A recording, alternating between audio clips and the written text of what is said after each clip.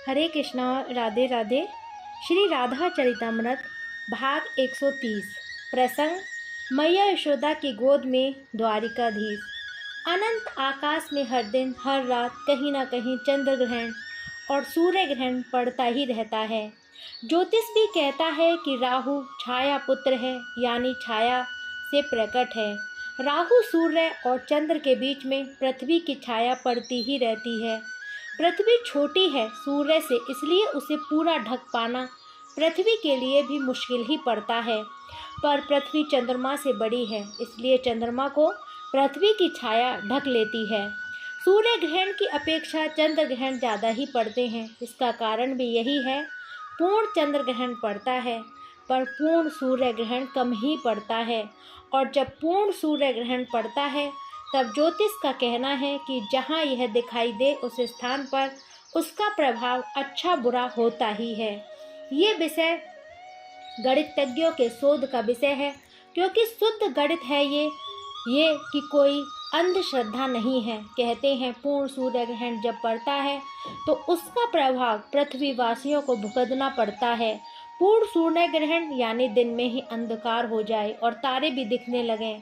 पृथ्वी की छाया ने सूर्य को ढक दिया। कहते हैं इस तरह की ग्रहों में कोई भी घटना घटती है तब पृथ्वी पर महामारी या भीषण युद्ध या कुछ देवीय आपदा बड़े पैमाने पर होते ही हैं।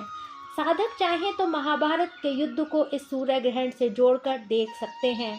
ज्योतिष तो इसी तरह महाभारत के संग्राम को देखता है कि खग्रास पूर्ण सूर्य ग्रहण पड़ा था तभी महाभारत हुआ।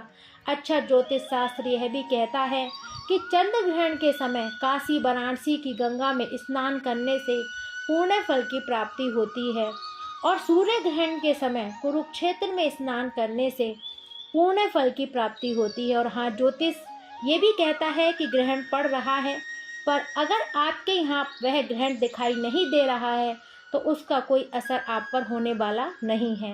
आज का युग पूरी तरह मनमानी पर चलने वाला युग है। शास्त्र की बातें हमें माननी नहीं है। पाश्चात्य का प्रभाव हर क्षेत्र में दिखाई दे रहा है। यहाँ तक कि आध्यात्म में भी पाश्चात्य का दखल स्पष्ट दृष्टिगोचर हो रहा है। ऐसे युग में भी सूर्य ग्रहण के समय लाखों लोग कुरुक्षेत्र में स्नान के लिए जाते हुए दिखाई देते हैं। काशी वाराणसी में चंद्र ग्रहण के समय लाखों लोग स्नान करते हैं। तो आज से 5,500 वर्ष पहले, जब मात्र हम सनातन धर्मावलंबी ही थे, अन्य ये तथाकथित इस्लाम या ईसाई ये तो जन्मे भी नहीं थे, तब कितनी भीड़ रही होगी एक कल्पना करो। साधकों में ज्योतिष का ज्ञाता नहीं हूँ, ना अच्छा गणितज्ञ ही हूँ, पर मुझे लगा है कि सूर्य ग्रहण के समय और आज से 5,500 वर्ष पहले का दृश्य कैसा होगा, भावना कर रहा था। भावना को आप कल्पना भी कह सकते हैं, मुझे कोई आपत्ति नहीं है, पर मेरा चिंतन खूब हो रहा है। आप लोग इस राधा चरितमृत को से कितना लाभ ले रहे हैं ये मुझे नहीं पता, पर मुझे भरपूर लाभ मिल रहा है। मेरा अंतःकरण पवित्र हो रहा है और श्री राधा रानी जी के पावन चरित्रों का चिंतन करते हुए मैं जब लिखता हूँ तब मेरी आंखें सहज बरसने लगती हैं। उस समय जो आनंद आता है मैं उसे बता नहीं सकता हूँ। उसी आनंद के लिए मैं ये लिखता हूँ। अब चलिए कुरुक्षेत्र। महर्षि देखिए ना, मनसुख कहाँ गया, इस भीड़ में कहाँ खो गया। हे वज्रनाग, मेरे पास फिर आ गए थे नंदराय जी।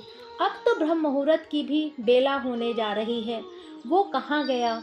पूर्णमासी माता को मैं क्या जवाब दूंगा। उनके लाडले मनसुख को हमने कुरुक्षेत्र लाकर खो दिया। वज्रनाग, मैं ध्यान में बैठ गया था पर नंदराय ने मुझे ध्यान से उठा दिया। कितने भोले हैं ये नंद जी के, कोई बालक तो नहीं है। मनसुख आ ही जाएगा।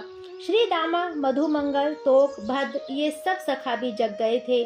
मनसुख नहीं है, ये बात सबने सुन ली थी।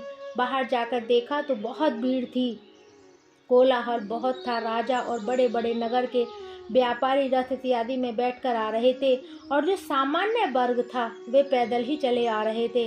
नंदराय को बेचैनी देखा तो मैं भी उनके साथ बाहर आ गया शिविर से पास।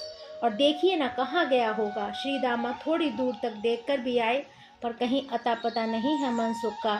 तभी मेरी आंखें एकाएक ठहर गईं उस रूप पर भीड़ को चीरते हुए वो आ रहे थे। उनके आगे मनसुख था, वो भीड़ को हटा रहा था और दिव्य मुकुट धारण किए हुए, पीताम्बरी पहने हुए, नीला वर्ण, वही मंद मुस्कान, कानों में कुंडल, मकराकृत कुंडल जो उनके कपोलों को छू रहे थे बार बार, क्योंकि वो तेज चाल से चल रहे थे। मैं जोर से बोल पड़ा, नंदराय देखो, सामने आ रहा है तुम्हारा कन्हैया। मैं आनंद की स्थिति में चिल्ला पड़ा था। नंदराय ने देखा, सखाओं ने भी देखा, सब खड़े रह गए। क्या करें, कुछ समझ नहीं आ रहा है। श्री कृष्ण आ गए हैं, अपने नंद बाबा के सामने आकर खड़े हो गए। सामने अपने कन्हैया को देखते ही 100 वर्ष बाद देखने का अवसर मिला है। अपने लाला को नेत्रों से आनंद के अश्रु बह चले। कुछ बोल भी ना सके नंद बाबा। कृष्ण झुके चरण बंदन करने के लिए, पर बाबा ने उठा लिया और अपने हृदय से लगा लिया। दोनों ही रो रहे हैं। श्री दामा बाबा से मिलने के बाद श्री दामा को गले लगाते हुए कृष्ण फिर रो पड़े थे। मधु, मंगल, तोक, भद्र सबको अपने हृदय से लगाया। हे बज्रनाथ, मेरे गोविंद ने मुझे देखा था, फिर बड़ी श्रद्धा से मेरे चरणों की वंदना भी की थी। आचार्य गर्ग आपसे मिलने के लिए बहुत उत्सुक है महर्षि।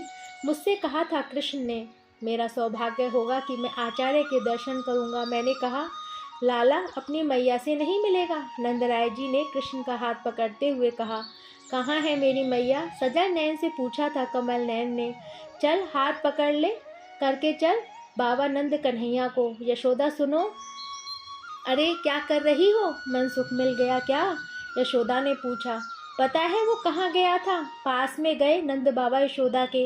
वो गया था अपने कन्हैया के पास। नंद बाबा ने कहा, आप विनोद मत कीजिए, ना सच बताइए, क्या मनसुख को मेरा कन्हैया मिला? बोलिए ना। हाँ मिला, देखो वो रहा हमारा कन्हैया। नंद बाबा ने सामने दिखाया। यशोदा ने देखा, मुकुट धारण किया हुआ, पीताम्बरी, नीला रंग, वही मुस्कुराता हुआ मुखमंडल। सुनिए, मैं कोई सपना देख रही हूँ, बताइए ना। ऐसे सपने में मैं वृंदावन में दिन में हजारों बार देखती रहती हूँ। ये सपना है ना? सामने आकर खड़े हो गए थे कृष्ण। मैया ओ मैया, ये सपना नहीं है, मैं तेरा लाला कन्हैया हूँ। तू मेरा लाला कन्हैया है? मैया चेहरा छूती है। रो गए कन्हैया, तेरा अपराधी हूँ मैं मैया। इतने वर्षों बाद मैं अपनी मैया से मिल रहा हूँ। मैया अब रो पड़ी। गोपाल मेरा लाला, मेरा कन्हैया। हिलकियाँ फूट पड़ी थी मैया के। मैया के कभी पागलों की तरह माथे को चूमती है, कभी गालों को चूमती है, कभी अपने हृदय से लगाती है। पर ये क्या, वात्सल्य का उन्माद छा गया। एकाएक मैया यशोदा में अपने कन्हैया को पकड़कर गोद में बिठा लिया। वात्सल्य चरम पर पहुंच गया था, इसलिए बक्ष से दूध की धार बहने लगी यशोदा मैया के। जैसे कोई योगी समाधि को प्राप्त करता है, ऐसे ही मानो वात्सल्य की ऊंचाई पाली यशोदा मैया ने। लाला कन्हैया, एक बात कहूँ? गालों को चूमती हुई बोली। क्या मैया? बोल मैया, क्या कहना है? लाला, अब जीने की इच्छा नहीं है। अब तक थी, सोच रही थी कि तुझे एक बार देख लूं। देख लिया, तुझे अब जीना नहीं चाहती मेरे गोपाल। अब तेरी मैया जीना नहीं चाहती। मैया कुछ मत बोल। अपनी उंगली मैया के मुख में रखते हुए रो पड़े कन्हैया। मैया, मेरे जीवन में वात्सल्य रस भरने वाली तू ही मेरी मैया है। ये सच है कि देवकी को मैं माता, माँ इत्यादि कहता हूँ, पर मैया तो तू ही है मेरी। मैया कहने में जो एक वात्सल्य का साकार रूप दिखाई देता है, वो मैया में ही दिखाई देता है, वो मात्र तुझ में ही दिखाई देता है। हिलकियों से रो पड़े थे दोनों, मैया और उनके लाला।